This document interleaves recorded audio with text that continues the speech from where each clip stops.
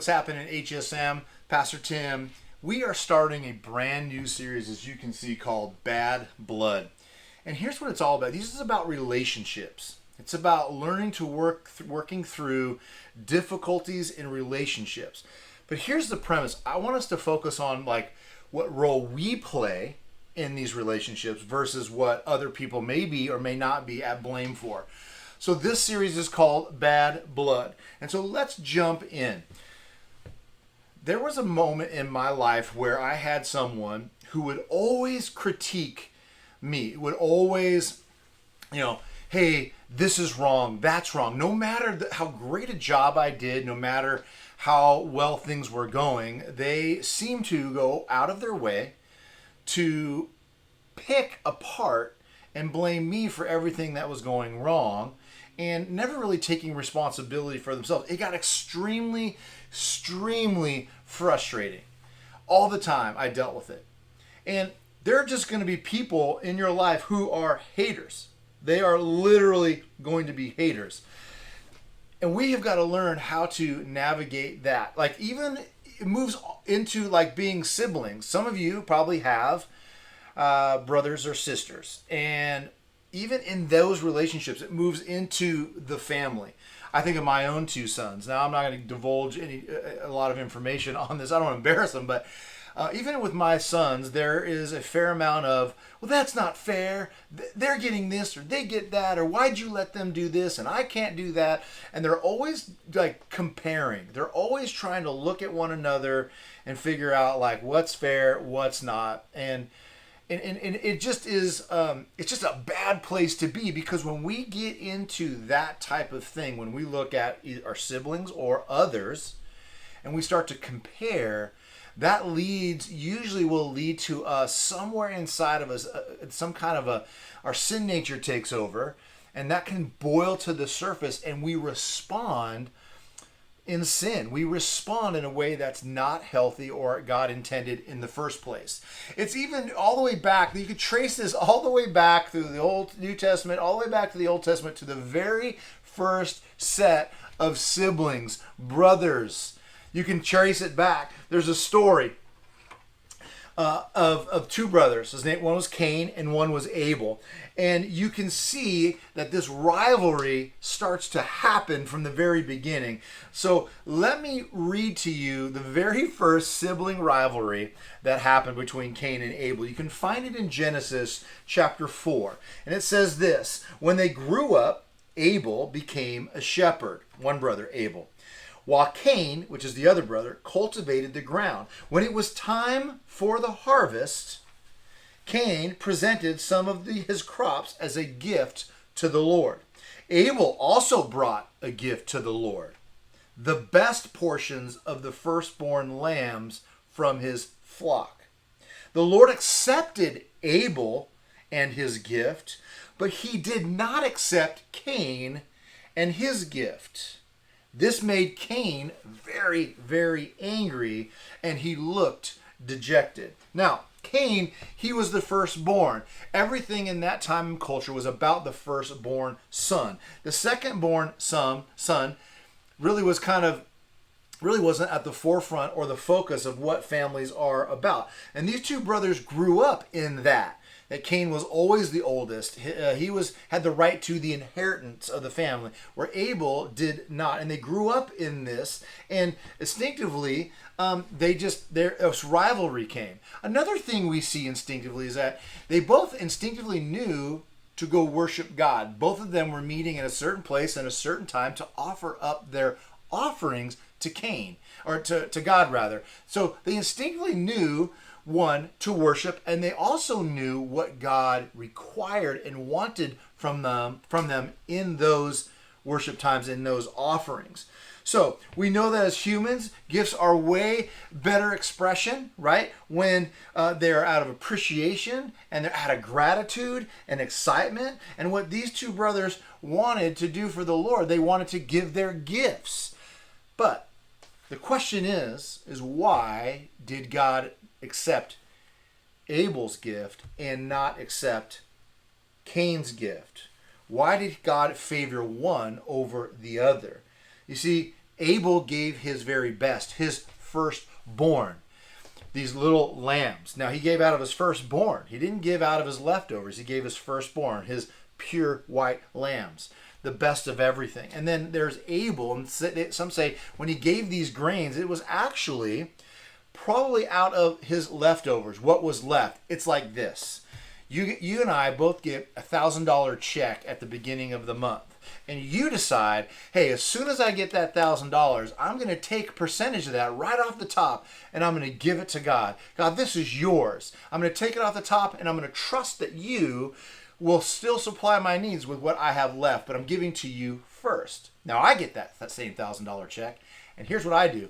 I wait to the end of the month when I've met all the needs that I have, and then I give out of what is kind of left over at the very end. And that's kind of the difference between what Abel offered and what Cain had offered.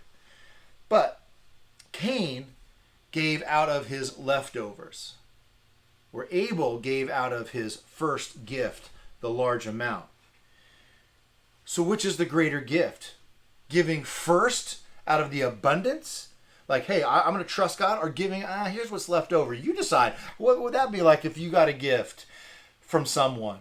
That was their first thought, their first love, their first heart offering. I'm going to spend this money on this person. Or instead of saying, well, this gift came out because they waited till they saw what was left. Like, we get giving gifts is a thing, but the heart behind it, you know that giving that gift first out of somebody's excitement to give what they could first would actually go a lot further, right? So, basically saying this, nobody, right, wants leftovers, right? Nobody wants just the leftovers.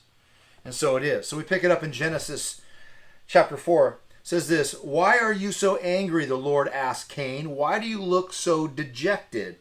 You will be accepted if you do what is right. But if you refuse to do what is right, then watch out, because sin is crouching at the door, eager to control you.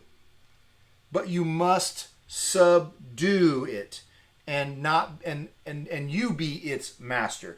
One day, Cain suggested to his brother, hey, let's go out into the fields. And while they were in the field, Cain attacked his brother Abel, and he killed him. Afterward, the Lord asked Cain, "Where is your brother? Where is Abel?" "I don't know," Cain responded. "Am I my brother's keeper? Am I my brother's guardian?" But the Lord says, "What have you done? Listen, your brother's blood cries out from me from the ground. Now you are cursed, banished from the ground, which has swallowed up his blood. No longer will the ground," remember he's a farmer, "no longer will the ground yield good crops for you. From now on, you will be homeless and wander the earth." There are these huge consequences, right? In that very moment, Cain was angry for whatever reason that God accepted Abel's offering over his. And we see why. Because apparently what he had offered wasn't right. He says, look, if you would just do what is right, he says, if you would just do what is right. And if you don't, watch out, because sin is creeping in. We've got to look inward, like, what do we need to do that is right in the eyes of God so that we don't allow sin to creep in to our lives, right? He was angry, but he didn't understand why. I also find it funny that he didn't even ask. But isn't that what you and I ask? God, why is this happening? Why? What's going on? Why? And let me give you this. There are times when God is really not concerned with your question of why is it happening, but he's more concerned about how you navigate through these things, how you are dealing with your current situation, how you are dealing with the relationships that you're in and moving forward. Sometimes the why is not for us. Quite honestly, if I'm to think about it, sometimes I don't think I would want to know why. But God is more concerned about how we are progressing, how we are moving through these things. But Cain, he's not listening, right? In his mind, his anger has already off the charts, and he reacts in that anger, and his decision had already been made. He had planned to take his brother out the field, and he killed him. That's real life sibling rivalry, isn't it? Like we need to look inward. He was so busy about what Abel had. Cain never looked inward and said, but what do I have? What do I have to do? Isn't that true also with us? We're pointing fingers. What about that person? What about that person? What do I have? We don't need to be concerned about the why, but we need to be more concerned about how we move through it as we're not looking at somebody else and pointing fingers, but as we're looking inward. It's about me. It's about me, and it's about you. So often we walk through our lives, we think it's all about somebody else, and look how great they're doing, when really it's not about what they get or don't get or have or don't have. What has God given you? What has He gifted you in? What are you required to do? How are you, God, wanting you to respond in and through your life situation? Should it always be a fight? No, it shouldn't. Do you know that research shows that 45% of adult siblings are still grew up in kind of a sibling rivalry type atmosphere? And in a large portion, they're still unconnected to their siblings as adults. God didn't design us that way. We need to look at relationships, in this case siblings, but other relationships.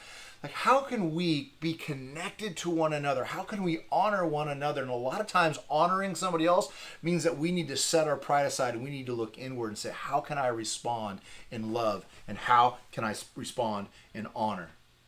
So how do you respond?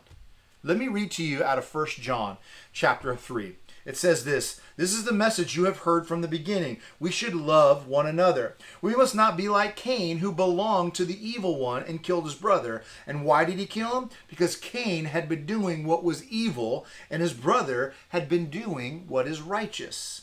So don't be surprised, dear brothers and sisters, if the world hates you. If we love our brothers and sisters who are believers, it proves that we have passed from death to life. But a person who has no love is still dead. Anyone who hates another brother or sister is really a murderer at heart. And you know that murderers don't have eternal life within them. We know what real love is because Jesus gave up his life for us, so that we also ought to give up our lives for our brothers and sisters. The answer is love. The answer has always been love. Love takes out hate. Love takes out being divided. Love brings people together. Love is what's going to bind us. And how we love not only binds us, but it points others to Jesus. So my encouragement is that keep doing what is righteous. Keep following the commands that God gives you. Keep living your life and looking at others as brothers and sisters. Not what do they have, not what you say, but we're a family. Listen, when you serve your enemies, they become your friends. And when you encourage your enemies, their desire to attack or to be against you goes away. So stop looking at others, your brothers and sisters, and start looking at yourself and how you can come into a relationship with others and honor them. How are you navigating those things? It's not going to kill you to serve others. It's not going to make you a lesser person. Matter of fact, it's going to draw you closer to God because that's the heart of God, and it'll bring you closer to others. So remember this: pride separates, love binds. Hope you've enjoyed week 1 of Bad Blood. Next week, week 2. We love you guys, and this week, go and love on others.